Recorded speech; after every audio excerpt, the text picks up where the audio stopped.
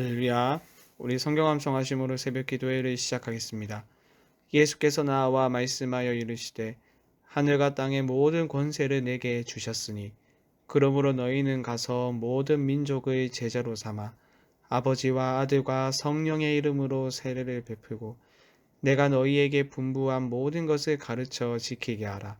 볼지어다 내가 세상 끝날까지 너희와 항상 함께 있으리라 하시니라.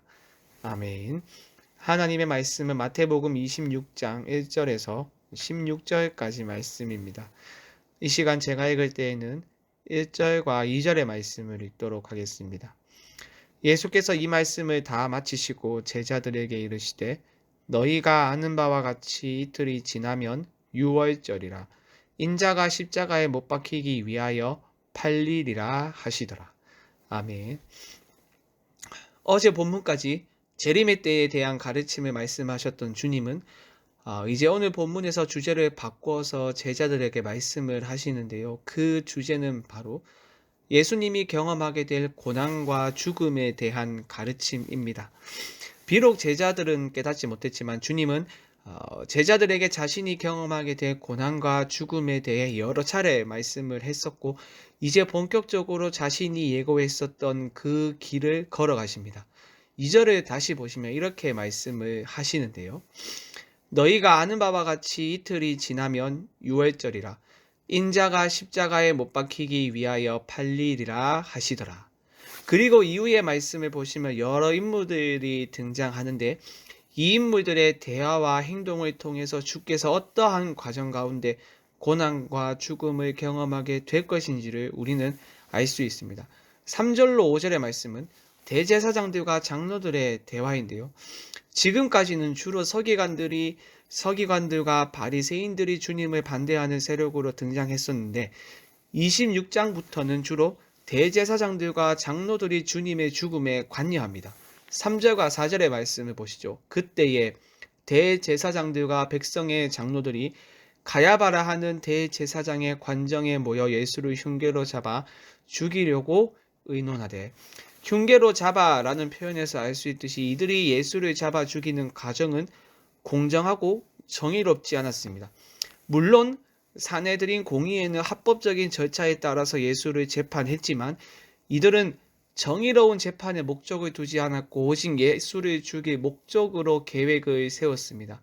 그들의 목적은 옳고 그름을 따지는 것에 있지 않고 오직 예수를 잡아 죽이는 것에 있었기 때문에 결국 그들의 모임은 음모에 불과했습니다. 하지만 반란이 일어날 것을 걱정한 그들은 명절에 예수를 죽이지 말자고 결의합니다. 5절을 보시죠.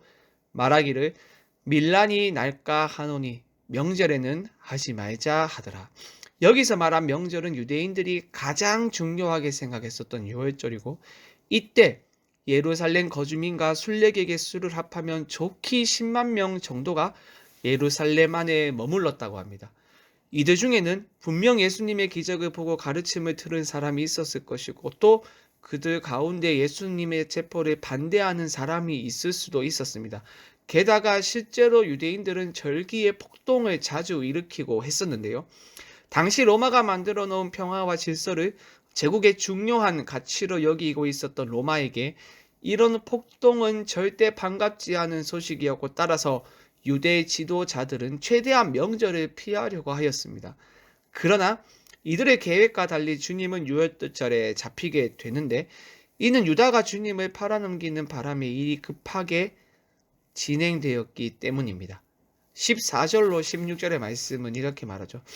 그때에 12 중에 하나인 가룟 유다라 하는 자가 대제사장들에게 가서 말하되 내가 예수를 너희에게 넘겨주리니 얼마나 주려느냐 하니 그들이 은 30을 달아 주거늘 그가 그때부터 예수를 넘겨줄 기회를 찾더라.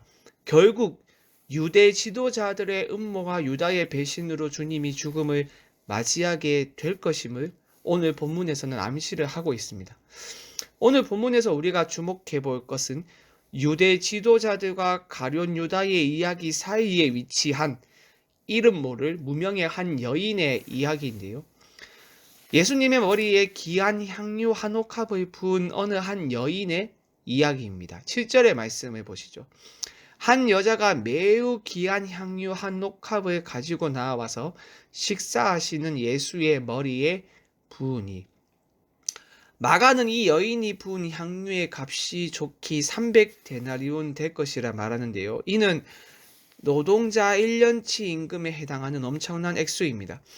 그런데 여러분, 제자들의 반응을 한번 보십시오. 8절입니다. 제자들이 보고 분개하여 이르되 무슨 의도로 이것을 허비하느냐. 그들은 화를 냈습니다. 왜냐하면 그들은 값비싼 향료를 머리에 부은 그 행위를 사치라고 생각했기 때문입니다. 그 금액이면 가난한 자들을 마음껏 도울 수 있을 것이라 말한 것에서 제자들의 생각을 우리는 엿볼 수 있는데요. 9절을 보시죠. 이것을 비싼 값에 팔아 가난한 자들에게 줄 수 있었겠도다 하거늘 그들은 가난한 자를 돕는 것이 더 우선적이라고 생각을 했습니다. 가난한 자들을 돕는 것은 주로 이스라엘의 절기에 행해졌으니 제자들은 유월절과 같이 매우 중요한 절기에 가난한 자들을 먼저 돌봐야 한다고 생각한 것 같습니다. 게다가 주님 또한 가난한 자들을 돕는 일의 소중함을 가르치셨고 몸소 실천을 하셨으니 주님도 자신들의 주장에 동의할 것이라고 생각했을 것입니다. 하지만 주님은 그들의 생각에 동의하지 않으시고 오히려 그들을 꾸짖으십니다. 10절의 말씀을 보시죠. 예수께서 아시고 그들에게 이르시되 너희가 어찌하여 이 여자를 괴롭게 하느냐. 그가 내게 좋은 일을 하였느니라. 오히려 이 여인의 행동을 칭찬하십니다. 제자들과 달리 주님이 이 여인을 칭찬한 이유는 11절에 보면 알 수 있는데요. 이렇게 말씀합니다. 가난한 자들은 항상 너희와 함께 있거니와 나는 항상 함께 있지 아니하리라. 이 말씀은 가난한 자들을 돌보는 일이 중요하지 않거나 차선의 것으로 생각하라는 그런 의미가 아닙니다. 가난한 자들에 대한 긍휼은 주께서 지속적으로 강조하신 가치이며 복음이 가난한 자들에게 전해졌다고 선언까지 하셨습니다. 그러나 그것보다 더 중요한 것이 있으니 바로 주님을 섬기는 것입니다. 왜냐하면 제자들이 육신으로 주님과 함께 있을 시간이 얼마 남지 않았기 때문입니다. 제자들에게는 신앙 공동체든지 사회든지 가난한 자들을 돕는 일이 우리 주님을 섬기는 것보다 우선시 될 수 없습니다. 결국 제자들에게 가장 중요한 가치는 주님 한 분입니다. 아무리 윤리적으로 옳고 선한 일을 많이 한다 하더라도 주님을 섬기는 것보다 더 귀한 가치일 수는 없습니다. 주님은 이 여인의 행동을 자신의 장래를 위하여 행한 일이라고 12절에서 말씀을 하셨는데 여인이 주님의 죽음을 알고 이러한 행동을 했다고 보기에는 단서가 너무 미비합니다. 대신 주님을 향한 사랑의 표현으로 주님을 최고의 가치로 여긴 것의 표현으로 향유를 부었다고 할 수 있는데요. 당시에는 잔치를 주최한 사람들이 사회적으로 높은 지위의 사람들에게 기름을 붓는 관습이 있었고 이름도 알 수 없는 무명의 여자는 주님을 최고의 가치로 여겼기 때문에 주님을 사랑했기 때문에 자신이 가지고 있는 귀한 것을 드렸습니다. 결국 여인은 그렇게 의도하지 않았겠지만 여인의 행동은 주님의 장례를 준비하는 좋은 일이 되었습니다. 사랑하는 여러분, 이것이 중요합니다.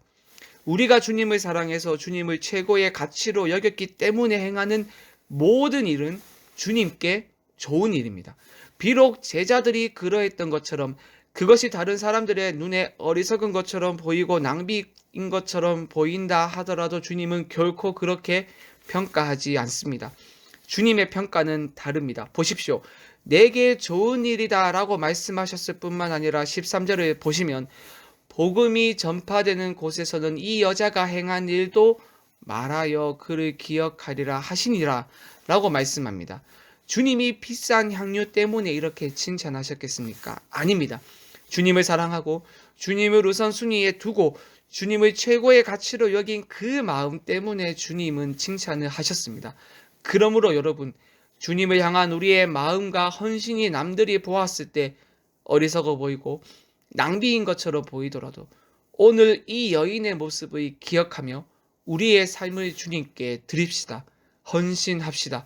주님의 최고의 가치로 여기며 주님께 우선순위를 두며 주님만을 사랑하는 그 마음으로 주님께 우리의 삶을 바칩시다. 우리의 전부를 드립시다. 세상은 우리를 비웃고 손가락질할 수 있지만 내게 좋은 일을 하였노라 라는 주님의 칭찬에 비하면 그깟 수치와 모욕은 아무것도 아니지 않겠습니까? 우리 모두가 무명의 여인처럼 주님께 헌신하여 내게 좋은 일을 하였느니라 칭찬받을 수 있기를 주님의 이름으로 간절히 축원드립니다.